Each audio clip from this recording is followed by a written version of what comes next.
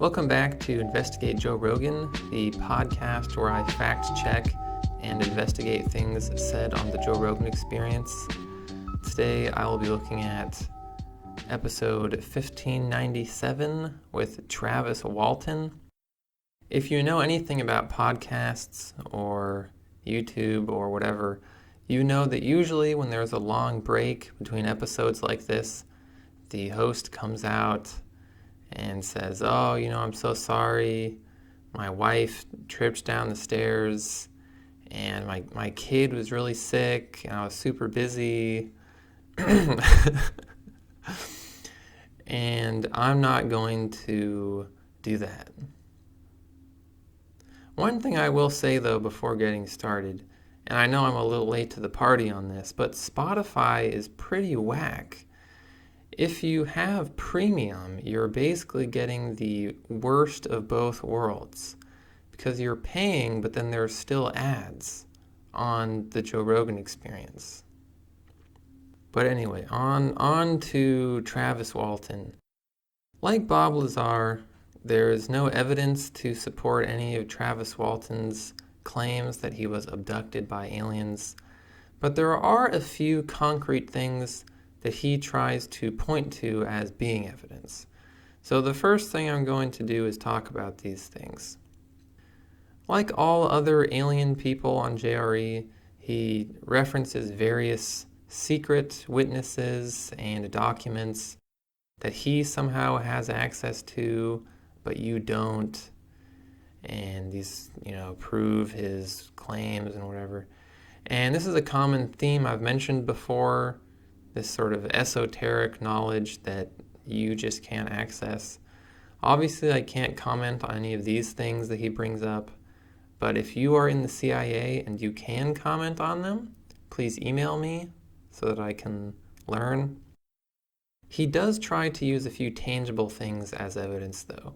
One of these things is, of course, the lie detector tests that he and his fellow loggers took and passed. I think pretty much everyone already knows at this point that polygraph tests are not reliable, so I won't really get into it too much. But needless to say, polygraph tests don't count as evidence.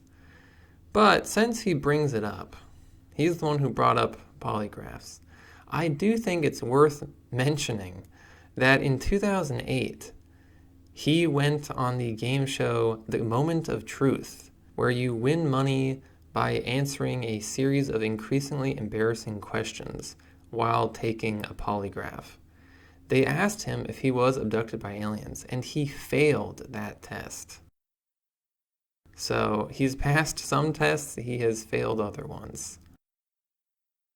Another physical thing Travis points to is that one of the loggers got skin cancer, and he claims that this was due to exposure to the UFO.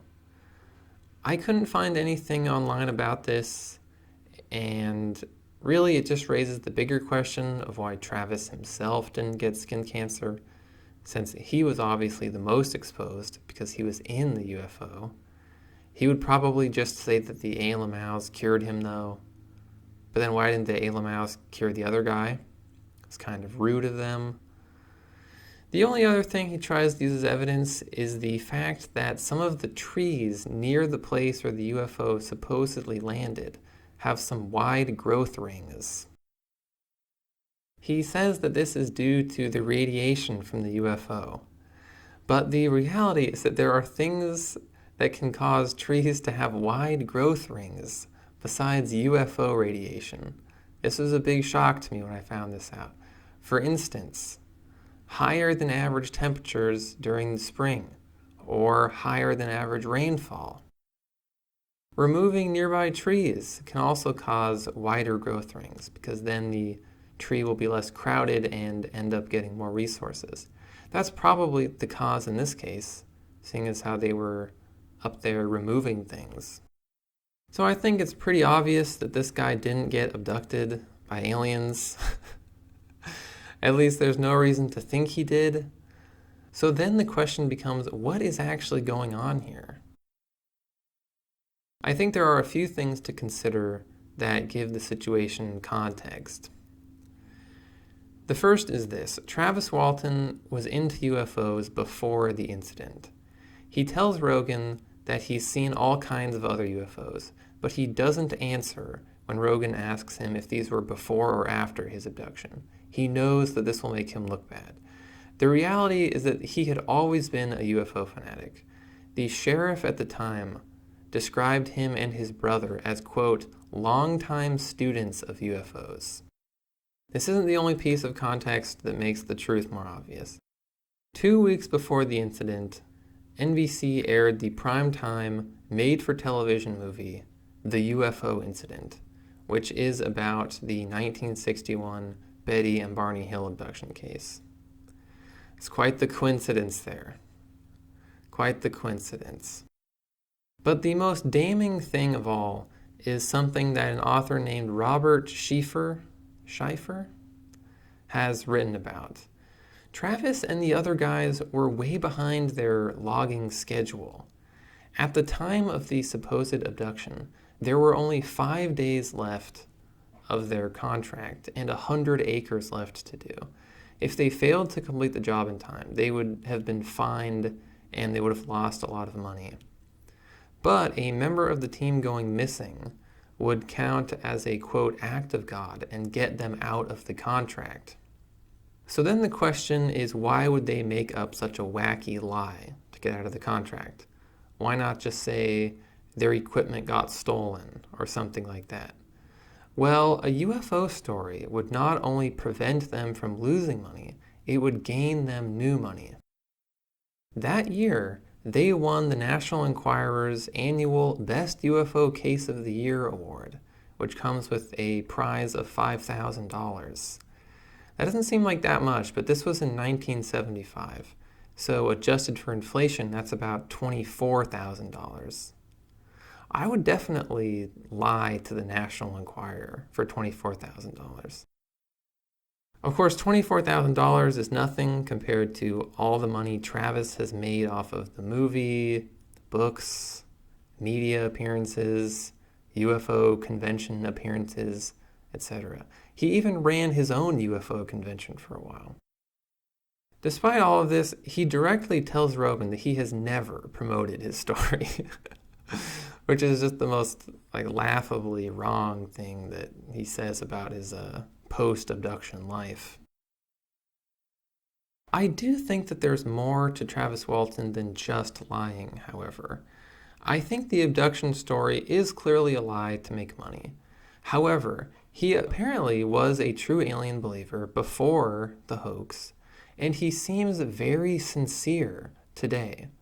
He even cries while telling Rogan about how aliens psychically warned him that his kid was suffocating. Now, he could just be a good liar. He could be good at acting. But it doesn't really seem like that to me.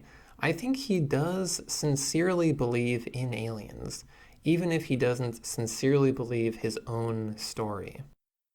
The thing I find the strangest about Travis Walton is how bitter and angry he seems. When Bob Lazar was on JRE, he was very relaxed, and he doesn't seem bothered at all by people being skeptical of his claims. Travis, however, acts like people who don't believe him are just being stubborn, and he seems to take it really personally. This guy is saying that he slapped an alien, and he acts outraged when you don't believe him. This could all just be part of the act, but I think it's possible that he is somewhat crazy or delusional. In this episode, he accuses skeptics of being government agents, and he claims that the CIA investigated him. He comes across as really paranoid and delusional, and he acts like everyone is out to get him. For instance, he says that the sheriff at the time had all these files on him, but that he secretly destroyed them all.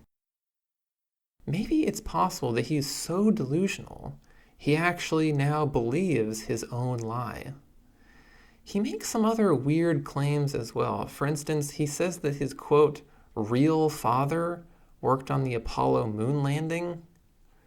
He never elaborates on this at all. Very similar to that kid in your class whose uncle worked for Nintendo, and he gave him the inside scoop on who's going to be in Smash and all that. Towards the end of the episode, he also tells Rogan that his children have, quote, unique abilities that he'll tell Rogan about off air. I think he was implying that his kids have magic Lamau powers. He also suggests that perhaps there was once some sort of intelligent race of reptilians on the Earth, but that they were eaten by dinosaurs. This guy might just be a crazy person. Ultimately, this is just me playing armchair psychologist, though. I don't really know what's going on in the mind of Travis Walton. I don't think anybody does. But I don't think that this guy is like Bob Lazar. I think Bob Lazar is a troll who is in it purely for his own interest and amusement. And I respect him for that. But I think Travis Walton clearly created his story for financial gain, even if I'm not entirely sure where to draw the line of sincerity when it comes to all his beliefs. One thing brought up in this episode that's real is that the most recent coronavirus relief bill included a mandate for the government to release all of their information about UFOs. Rogan brings this up. I was surprised to find out that this is true. This doesn't matter though, because when nothing comes out about UFOs and Lamau's, UFO believers will just say that they didn't release the real stuff, and the real stuff is still hidden. This is my prediction. It's a pretty safe one. Those are all my notes on this episode.